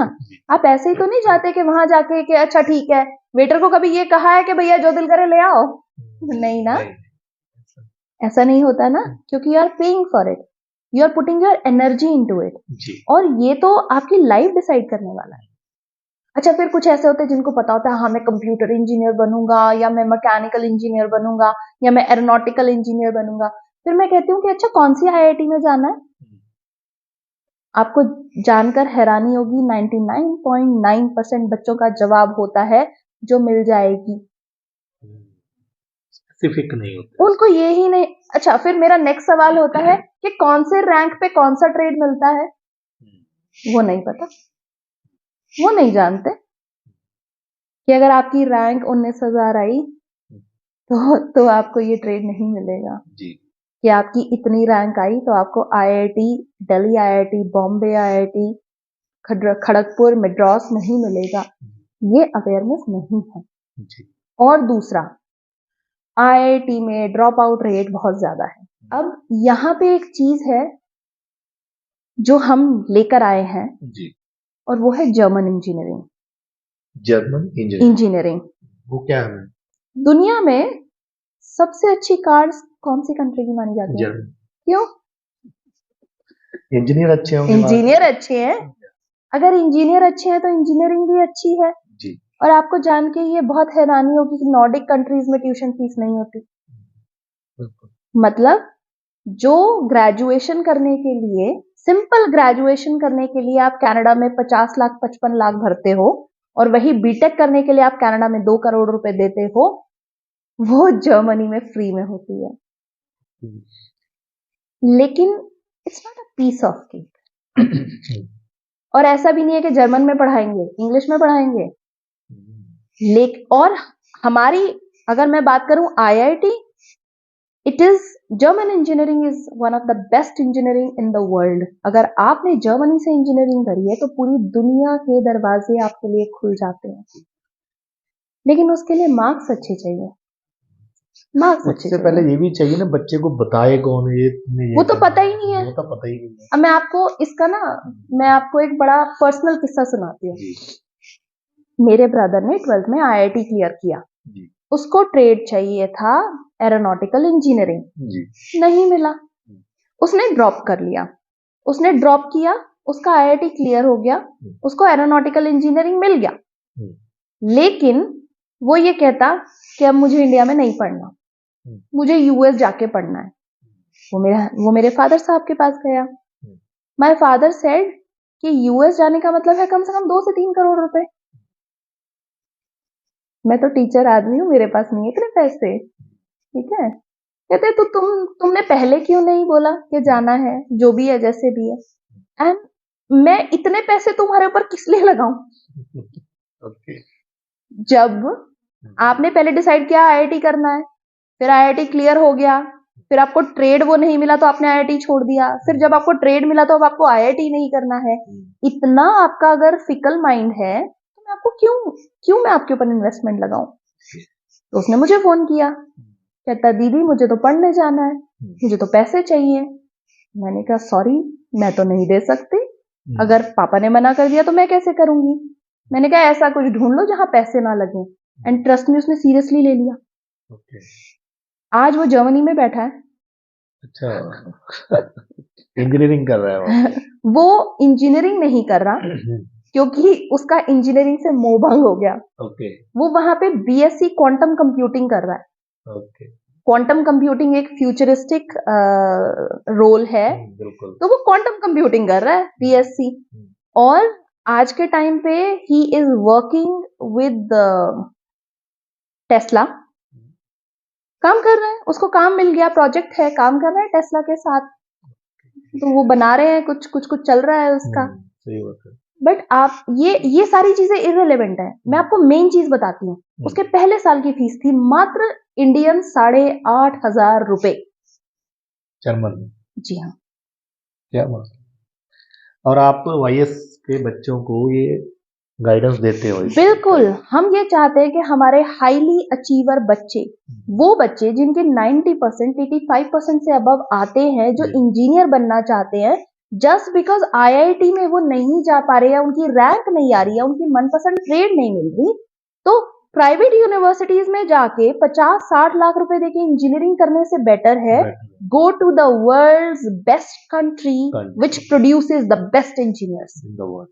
एग्जैक्टली। और उसके लिए जाना कहाँ है, कैसे, क्या, वो हम बताएंगे। और सबसे बड़ी बात मैं यहाँ पे बोलना चाहूंगी सर, कोई भी पेरेंट जब अपने बच्चे को अकेला भेजता है ना, तो बड़ा डर रहता है जी। हम ये चाहते हैं कि हम पूरा बैच ही बना के भेजे 25-30 बच्चों का। अब अगर 25-30 बच्चे इकट्ठे जाएंगे, वो तो कम्युनिटी बन गई, छोटा सा पिंड हो गया वो तो, सेल्फ सस्टेनिंग। अगर एक बच्चे के भी पेरेंट्स मिलने गए तो सबसे मिलके आ गए और एक दूसरे का साथ रहेगा। तो ये है हमारा आईआईटी जेई बैच। फिर हमारा नीट बैच आ जाता है, children who want to become doctors, जो बच्चे डॉक्टर बनना चाहते हैं। अगेन मैं दोबारा से ये बात बोलना चाहूंगी कि हमारे जितने भी बच्चे हैं, उन्होंने आके कहा मुझे ये बैच दे दो, ऐसा नहीं होता। उनसे सब सवाल पूछे जाते हैं, क्या, क्यों, कैसे, कौन से डॉक्टर बनोगे। मेरी लास्ट ईयर की जो लास्ट टू लास्ट ईयर की जो 10th की डिस्ट्रिक्ट टॉपर है रविंदर कौर, 99.4%, बिना ट्यूशन जाए, बिना किसी सपोर्ट के। She does not have a father, उनके फादर साहब नहीं है। यहीं पर नाला की है वो? हाँ, यही पास में ही गांव है जी। वो लड़की जिस दिन उसके 99.4% आए, मैंने उसको सिर्फ एक सवाल पूछा, मैंने कहा आगे क्या करना है, मेरा फेवरेट सवाल। उसने कहा डॉक्टर बनना है।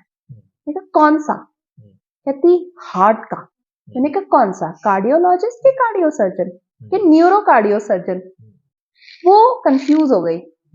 मैंने कहा अगली बार जब मिलेंगे ना, मुझे जवाब लेकर आना। वो लेकर आई जवाब, कहती कार्डियो सर्जन। मैंने कहा बहुत अच्छी बात है, कहां से करोगी एमबीबीएस? कहती वो नहीं सोचा। मैंने कहा जाओ और सोच कर आओ। सोच के अगली बार आई, कहती एम्स से करूंगी एमबीबीएस। मैंने कहा नीट में कितनी रैंक में एम्स मिलता है? कहती वो नहीं पता। मैंने कहा फिर से जाके ढूंढ कर आओ। She came back and she told me कि इस रैंक से इस रैंक तक मुझे एम्स मिलेगा। फिर मैंने उससे पूछा, मैंने कहा फीस? कहती नहीं मैम, इस बार मैं सारा होमवर्क करके आई हूँ, इतनी फीस है, इतना खर्चा है, ऐसे होगा, इसके बाद ये पोस्ट ग्रेजुएशन है, ये करना है। आई कांट टेल यू कि मुझे कितनी खुशी हुई, क्योंकि उस बच्चे की सारी लाइफ प्लान हो गई, सारा प्लान तैयार हो गया। क्या करना है, और मैंने क्या किया, मैंने सिर्फ उससे सवाल पूछे ना, और मैंने उसको वो ट्रेनिंग, वो 10 सेकंड का हेड स्टार्ट, और वो ट्रेनिंग क्या है कि अभी वो स्पेशलाइज्ड बैच में है, तो जो नीट का पैटर्न है उसकी तैयारी उस बैच में करवाई जाती है। तो ये हमारे 3 बैचेस हुए। इसके बाद एक हमारा बैच आता है यूपीएससी। अब सर यूपीएससी जो है ना, एग्जाम नहीं है, यूपीएससी प्रोफेशन नहीं है, यूपीएससी तो माइंडसेट है। माइंडसेट पेपर क्लियर करने से नहीं बनता, माइंडसेट सालों सालों की इंफॉर्मेशन, नॉलेज, प्रोसेसिंग, एनालिसिस, उसके बाद बनता है। अब मेरा एक बच्चा है यूपीएससी में, तो उसने कहा कि मैम मुझे ना आईएएस ऑफिसर बनना है। मैंने कहा अच्छी बात है, मिले हो कभी किसी आईएएस ऑफिसर से? कहती नहीं। मैंने कहा चलो मिलके आते। हमने जो हमारे यहाँ डीसी हैं, हमने उनसे रिक्वेस्ट किया, तो वो मिले हमारे बच्चों से, और वहां से उनको आइडिया आया कि वेस्ट मैनेजमेंट कैसे करवाना है। सो हमारे जो बच्चे हैं उनका वो माइंडसेट बन रहा है कि वो यूपीएससी क्लियर करें। अब अगर मैं और इसके बारे में बात करूं, कोई भी आईएएस ऑफिसर का काम होता है किसी भी सिचुएशन को उसके रेलेवेंस के हिसाब से देखना। अब बड़े सारे ऐसे लोग हैं जो कहेंगे कि पैलेस्टीन वॉर होनी चाहिए थी, बड़े सारे बोलेंगे नहीं होनी चाहिए थी, लेकिन जिसका माइंडसेट इंडियन डिप्लोमैट का है वो ये देखेगा कि मेरी कंट्री को क्या फायदा और क्या नुकसान। बिल्कुल सही है ना जी, एग्जैक्टली। अब लोग बोलते हैं कि इंडिया रशिया का साथ दे, पैलेस्टीन का साथ दे, या फिर न्यूट्रल रहे। ये तो जैसा मेरी कंट्री को फायदा होगा मेरा तो वो स्टैंड होगा ना, चाहे फिर गलत और सही कुछ भी हो, क्योंकि गलत और सही तो बड़ा सब्जेक्टिव है। तो ये जो माइंडसेट है, ये माइंडसेट डेवलप होना स्टार्ट हो जाता है बच्चे का बहुत पहले से। तो ये जो हमारा MUN है ना, हमारा जो प्रोग्राम MUN है जो 6 to 8 में होता है, 9-10 में होता है, इसमें जो बच्चे एक्सेल करते हैं वही आगे जाके यूपीएससी लेते हैं। मैं आपको एक बच्चे के बारे में बताना चाहूंगी। हमारी एक स्टूडेंट है, अभी ग्रेड 10 में है, अभी येल MUN हुआ था, येल MUN में बेस्ट डेलीगेट का अवार्ड लेके आई है वो। उससे पहले स्कूल में 2 बार बेस्ट डेलीगेट का अवार्ड मिला है, एंड रिसेंटली IIMUN में वो मलेरकोटला में वो एज अ चेयर बन के गई है, प्रिजाइडिंग चेयर। और ये बच्चा अभी 9th में, लड़की है, और आप उसके थॉट्स अगर सुनोगे ना, debating skills are on next level. क्योंकि IIMUN इज ऑल अबाउट के आपका पोर्टफोलियो जो मिला है ना, कि आप किसको रिप्रेजेंट कर रहे हो, आपको उसी के हिसाब से बोलना है, आपका पर्सनल व्यू चाहे अलग हो। तो ये यूपीएससी जो हमारे फिर आगे यूपीएससी बैच में बच्चे जाते हैं, उनका माइंडसेट तो हमने 6 से डेवलप करना स्टार्ट कर दिया। इसके बाद हमारा जो बैच आता है वो है एंटरप्रेन्योरशिप बैच। बड़ा फ्रेंच सा वर्ड नहीं है एंटरप्रेन्योरशिप, कम से कम 5-6 बार टंग ऐसे ऐसे मुड़ जाती है ना, सही बात है। अब लोग कहते हैं ये क्या है, एंटरप्रेन्योरशिप क्या भला है? मैं कहती हूँ ये है वो बच्चे नहीं होते जिनको हर चीज में फायदा फायदा फायदा दिखता है, देखे होंगे आपने, है ना, होते हैं ना ऐसे कुछ बच्चे ऐसे होते हैं जिनका ये होता है कि अच्छा ऐसा करते हैं, और जरूरी नहीं है कि ये प्रॉफिट बेस्ड ही हो, giving back to the society भी हो सकता है। हमारे पास एक बच्चा है, उसने क्या किया, उसने जाके अपनी कोऑर्डिनेटर को बोला, and this boy had recently joined us, अभी नया नया हमारे पास आया था और अभी बैच डिसाइड करना था कि कौन सा बैच लेगा। उसने जाके बोला कि मैम ऐसा है, हमारा ना आगे जाके आ रहा दशहरा दिवाली, 4 महीने के बाद हम ऐसा करेंगे, हम जाएंगे पॉटर्स के पास जो दिए बनाते हैं, उनसे दिए कोई नहीं खरीदता आजकल, हम उनके पास जाएंगे, हम उनको बोलेंगे आप यहाँ पे दिए लगा के बैठो, हम वहीं के वहीं लोगों को बोलेंगे बताओ कौन से कलर का चाहिए, हम पेंट करके बेचेंगे। ठीक है। ठीक है, मैंने कहा तो ये तो बड़ी अच्छी बात है। कहते लेकिन रुको, हम एक और काम करेंगे, हम स्कूल में दिए मंगाएंगे, हम उनको खूब सजाएंगे, 10-10 के पैक बनाएंगे, 10 रुपए के दिए हम 100 रुपए में बेचेंगे। पर फिर उस पैसे का क्या करोगे? कुछ नहीं मैम, जो दिए की कॉस्ट है वो दिए की कॉस्ट जो भी स्कूल ने दी है वो स्कूल को वापस देंगे, और ये जो जितने भी पैसे आए उसमें से कुछ हम पॉटर्स को देंगे, या फिर दिवाली पे हम उनको गिफ्ट्स वगैरह, कंबल वगैरह, मिठाइयां वगैरह, हम उनकी दिवाली खुशियों वाली मनाना चाहते हैं। ये वो बच्चा है जो मेरे पास जुलाई के महीने में आके बात कर रहा है कि अब से 4 महीने बाद क्या होने वाला है, मुझे ये करना है। ये एंटरप्रेन्योर है, ये यूनिकॉर्न बनेगा कल को। तो एंटरप्रेन्योरशिप जो होती है ना, वो लोगों को, इट इज ऑल अबाउट कि मेरे पास कुछ तो मेरे आसपास कमी है, मेरे पास आइडिया है, लेकिन उस आइडिया को बिजनेस में कन्वर्ट कैसे करना है। अगर आपका टेम्परामेंट बहुत स्ट्रिक्ट वाला है ना, अगर आप नहीं सहन कर सकते, कैलकुलेटिव नहीं हो, तो बिजनेस नहीं चल पाएगा। और बड़े सारे हमारे पास ऐसे स्टूडेंट्स हैं जिनके पेरेंट्स का ऑलरेडी बिजनेस है, पर वो वही पुराने तरीकों से चला आ रहा है। अब मुझे लगता है कि यस बॉस कहने की बजाय ना यस बॉस बुलवाने में अलग ही मजा है। क्या बात। तो ये हमारा एंटरप्रेन्योरशिप बैच है। इसके बाद हमारा जो बैच आता है वो है हमारा वायस ग्लोबल कनेक्ट।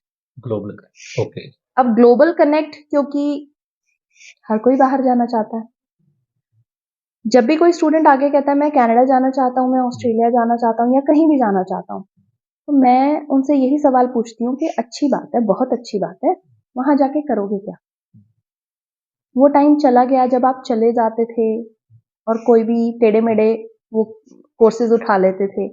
YSGC बच्चों के लिए प्रॉपर प्रोफाइल्स बनाता है, बिकॉज इंडिया में भी अब ये स्टार्ट हो गया है, बट अब्रॉड यूनिवर्सिटीज जो है वो आपकी प्रोफाइल देखती हैं।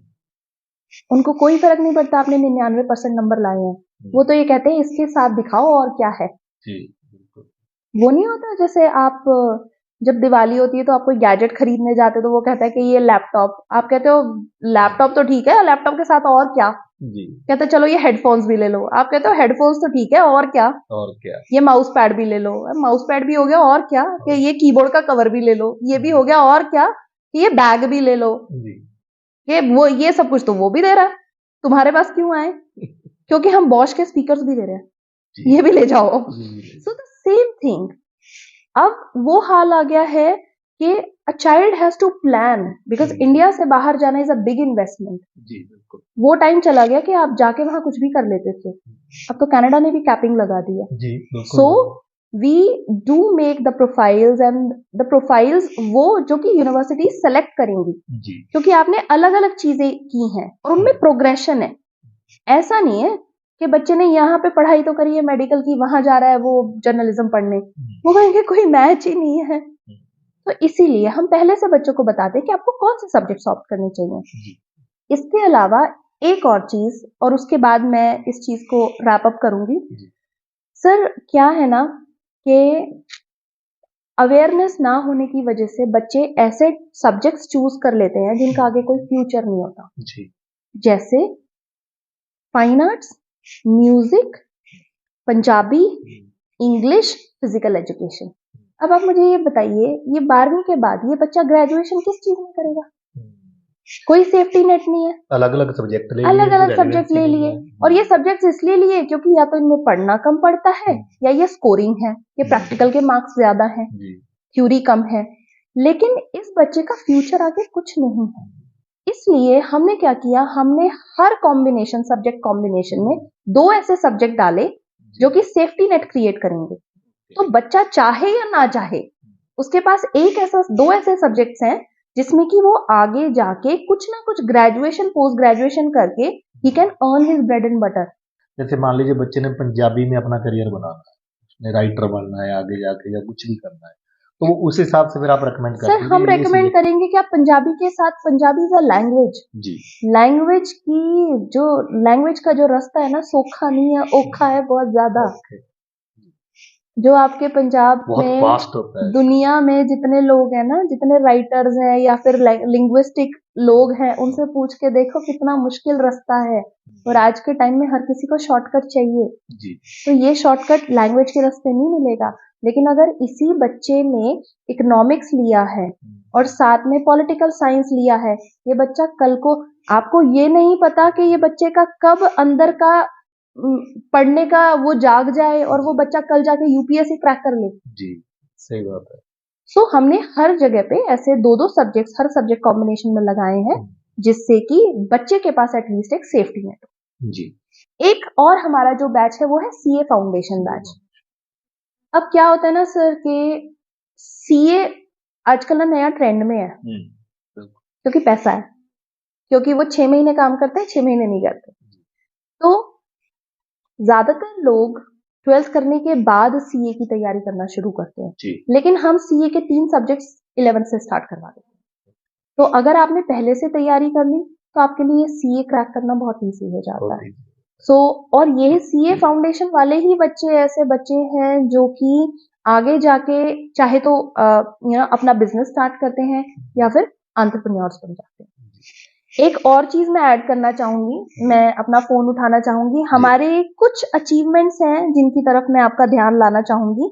हमारे पिछले कुछ सालों में क्या होता है ना सर, किसी भी इंसान की कि उसने क्या किया वो नापी जाती है कि आपने रिजल्ट क्या दिया। बिल्कुल। तो मेरे पास कुछ ऐसे रिजल्ट्स हैं, मेरे 47 बच्चे अब तक जेई क्लियर कर चुके हैं। ओके 26 बच्चे ऐसे हैं जो नीट क्लियर कर चुके हैं और 39 ऐसे बच्चे हैं जो सीए क्लियर कर चुके हैं। मेरे पास टोटल 112 सक्सेस स्टोरी। किसी भी ऑर्गेनाइजेशन की सक्सेस, किसी भी इंसान की सक्सेस इस चीज से आंकी जाती है कि उसकी सक्सेस स्टोरीज कितनी है। जी हमारे पास इतनी सारी हैं कि हम अब बात करना शुरू करें तो सुबह तक खत्म ना हो।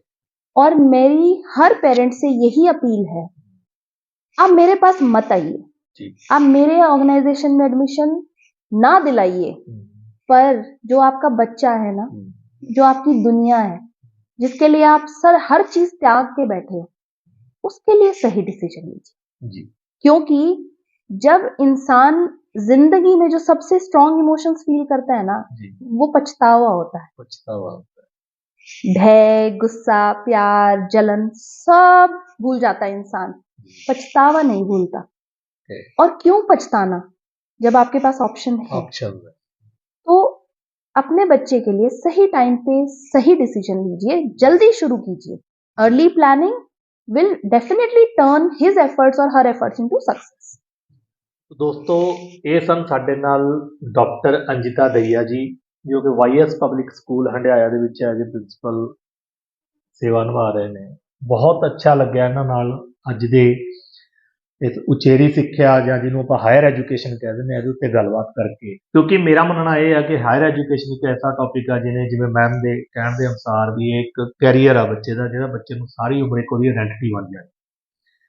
अज का एपीसोड आस करते हैं कि दर्शकों को बहुत पसंद आया होगा। थोड़ा लंबा हो गया एपीसोड क्योंकि विषा बहुत यह अहम आ बच्चे के कैरीयर को लैके, बच्चे की आने वाली जिंदगी जिहदे नाम के नाल जानी जाती, बहुत अहम विषा। दोस्तों मैं ये रिक्वेस्ट करूँगा सारे दर्शकों को कि इस मैसेज को हायर एजुकेशन किवें सिलेक्ट करनी आ, सारा कुछ मैम ने सानूं दस्सिया, ਉਹਦੇ ਵਿੱਚ ਅਸੀਂ ਕੀ ਗਲਤੀਆਂ ਕਰਦੇ ਹਾਂ ਉਹ ਅਸੀਂ नहीं करनिया, की पैटर्न आ जिहड़ा फॉलो करके असी सही डायरैक्शन 'ਚ जा सकते हैं, किवें सानूं पता लगूगा कि बच्चा IAS ਵੱਲ जा सकता, जां वकील बन सकता, जां इंजीनियर बन सकता, जां डॉक्टर बन सकता, ਇਹਦਾ किवें सानूं आइडेंटिफिकेशन होगी। ਇਹਦੇ बारे मैडम ने बड़ा अच्छे तरीके नाल दस्सिया और YS स्कूल इत्थे ऑलरेडी काम कर रहा, हो सकता होर बहुत सारे देश के विच स्कूल आ जिहड़े इस ते काम करते होण, बड़ी अच्छी गल आ।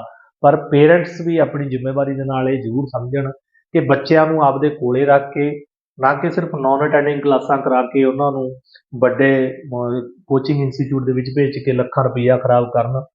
स्कूलों के विच भी अजकल बहुत अच्छा सिस्टम आ। तो जिन्ना भी मैडम ने सानूं समझाया बैच सिस्टम के बारे, जां जो भी ये टैसट कंडक्ट करते हैं बच्चों के, फ्री ऑफ कॉस्ट कर रहे हैं बच्चों के उत्ते, इन्नी मेहनत है कि बच्चे का आने वाला जिहड़ा भविख आ ਉਜਵਲ ਹੋ ਸਕੇ ਕਿ ਬੱਚਾ ਆਪਣੀ ਡ੍ਰੀਮ ਲਾਈਫ ਜਿਉ ਸਕੇ। ਐਜੂਕੇਸ਼ਨ ਦੇ ਉੱਤੇ ਬੱਚਿਆਂ ਦੇ ਇੰਨਾ ਪੈਸਾ ਲਾ ਰਹੇ ਨੇ ਜਿਹੜੇ ਪੇਰੈਂਟਸ, ਉਹਨਾਂ ਦਾ ਵੀ ਪੈਸਾ ਜਿਹੜਾ ਬੇਅਰਥ ਨਾ ਜਾਵੇ, ਬੱਚੇ ਦੀ ਲਾਈਫ ਵੀ ਬਚੇ। ਤੋ ਅੱਜ ਦੇ ਇਸ ਐਪੀਸੋਡ ਦੇ ਵਿੱਚ ਦੋਸਤੋ ਇੰਨਾ ਹੀ। ਉਮੀਦ ਕਰਦੇ ਹਾਂ ਕਿ ਤੁਹਾਨੂੰ ਇਹ ਐਪੀਸੋਡ ਬਹੁਤ ਪਸੰਦ ਆਇਆ ਹੋਵੇਗਾ।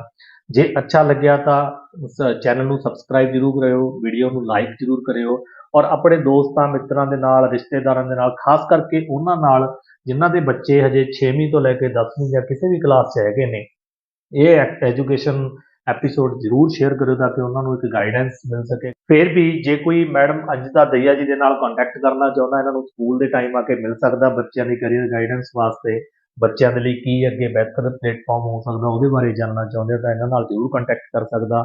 ਤੋ ਲਾਸਟ 'ਤੇ ਜਿੱਥੇ ਮੈਂ ਸਾਰੇ ਦਰਸ਼ਕਾਂ ਦਾ ਇਸ ਐਪੀਸੋਡ ਦੇ ਵਿੱਚ ਬਣੇ ਰਹਿਣ ਦਾ ਸਵਾਗਤ ਕਰਦਾ, ਧੰਨਵਾਦ ਵੀ ਕਰਦਾ, ਉੱਥੇ ਮੈਂ ਤਹਿ ਦਿਲੋਂ ਧੰਨਵਾਦ ਕਰਦਾ ਮੈਡਮ थैंक यू सो ਅੰਜਤਾ मच सर। ਦਈਆ ਜੀ। ਬਹੁਤ ਅੱਛੀ ਜਾਣਕਾਰੀ ਸਾਨੂੰ ਮਿਲੀ ਆ। ਮੈਂ ਇਹ ਚਾਹੁੰਦਾ ਵੀ ਸਾਡਾ ਜਿਹੜਾ ਇਹ ਐਪੀਸੋਡ ਆ ਇਹ ਕਿਸੇ ਨਾ ਕਿਸੇ ਬੱਚੇ ਦੀ ਲਾਈਫ ਦੇ ਵਿੱਚ ਜ਼ਰੂਰ ਚੇਂਜ ਲੈ ਕੇ ਆਵੇਗਾ। ਇੰਨੇ ਸ਼ਬਦਾਂ ਦੇ ਨਾਲ ਅਸੀਂ ਵਿਦਾ ਲੈਂਦੇ ਹਾਂ। ਸਤਿ ਸ੍ਰੀ ਅਕਾਲ।